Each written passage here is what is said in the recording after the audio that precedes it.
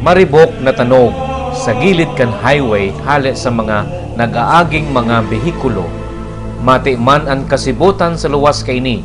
Mga taong sibot pasiring sa Pili Airport. Alagad sa paglaog mo sa pintuan kan simbahan kan Saint Therese of the Child Jesus, sasabaton ka nin solemneng katuninongan.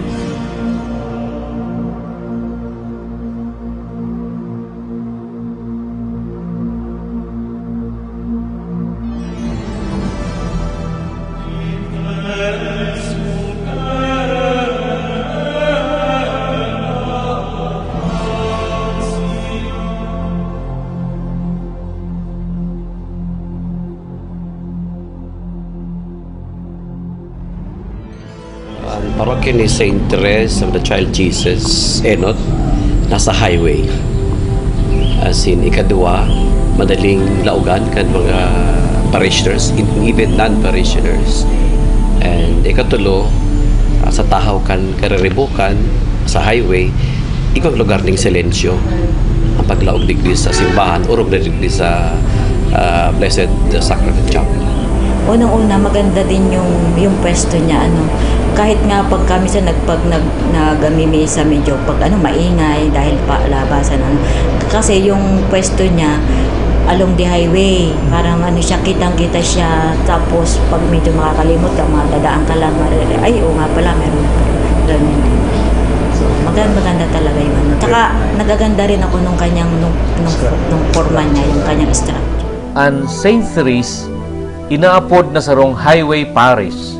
Obvious man nin huli sa lokasyon kaini harani sa tinampo.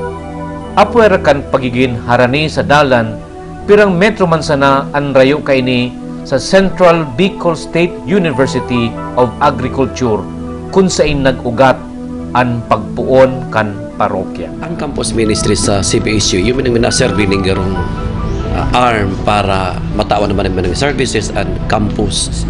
Inurog na inikinigibo niya mong Paris Mobile Meeting, Pastoral Council. Binibisita mo ang Lambang Sitio, Lambang Barangay kan parokya. Saro sa nahiling-hiling ming epektibong paagi para maparanian mga tao sa parokya is through the devotion kang Divine Mercy na panginutan kan Modern Village Pastoral Council. Nag-organizing Divine Mercy Association, as in kada ikadua, as in ikapat na Domingo paha kami sa Nyamo, minapili sinda ning harong o pamilya na bibisitahon, as in dadarahon ng imahin kan Divine Mercy, mga tao dumaning catechesis, ma-evangelize, ma-enthroned, as in pagkatapos may tripo no bangkete. Mahalaga man ang gadpalan ang lugar kan simbahan kaining parokya. Bago maglaog sa eskwelahan, pwedeng mag-agi mo una tanganing mga G. Siring man ang mga biyahero na pasiring sa man iba-ibang parte kan Kabikulan, pati na ang mga marunad sa eroplano, tanganing ipanga-G and safety kan sa indang pagbiyahe. Kasi yaon ang airport, yaon ang CBSUA, yaon ang DEX. Tapos may mga, dako lang po ang coverage kang San Jose. Kaya, maugma pong nagkaigwa kami dyan ng parokya. Ang aram ko po, bago daasin na masakay, gusto nila maghapit. Lalong-lalo nagawa ka na kami Blessed Sacrament, Adoration Chapel.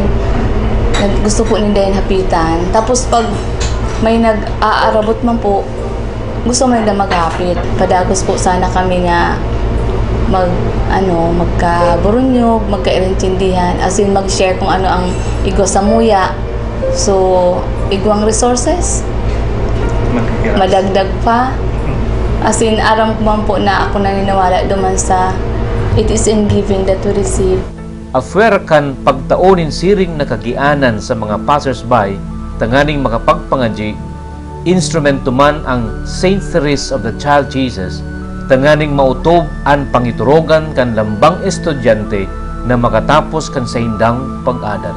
Siguro kung samuya sa opisina accomplishment na magkaigwa sa parokya ng araw kayan, sagod po, taon-taon nagdadagdag po sila.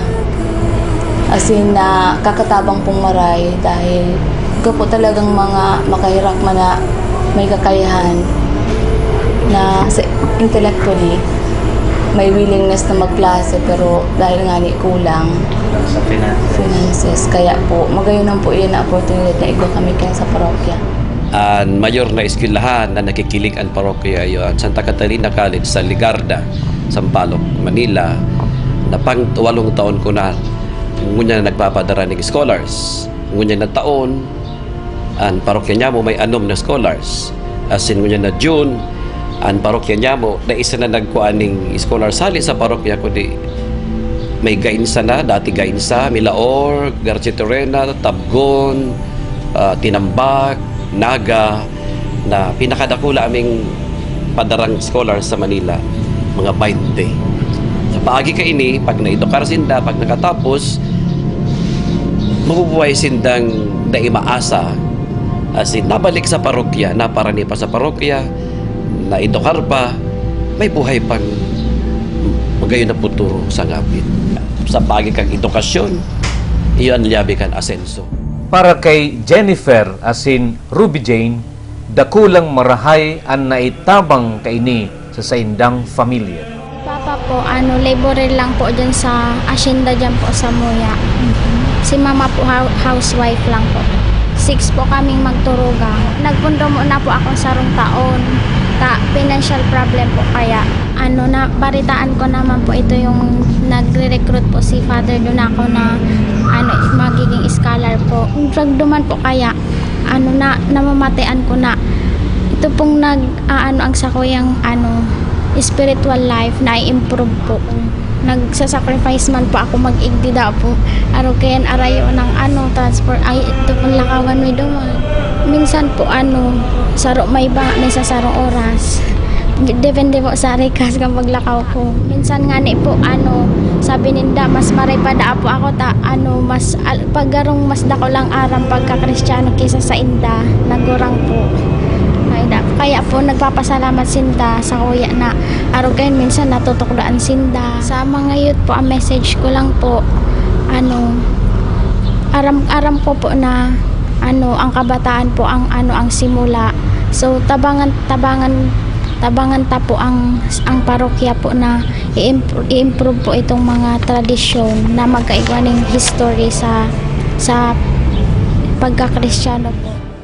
Ang program po ng parish is very helpful po lalo na po sa mga estudyanteng arog ko na gustong makatapos ng pagklase and really deserving po sa education. Bali po duman sa school, scholar po kami and libre po ang tuition fee ni duman. 6 po kaming nagkaklase na duman and ngunyan pong taon, almost siguro po nasa 20 plus pero bako lang po tig sa parokya, including ibang parish po. So as future teacher, siguro po ang may tatabang ko, syempre to educate mga aki and to encourage them na di po pagsayangon ng education. Tunay na pagsirve.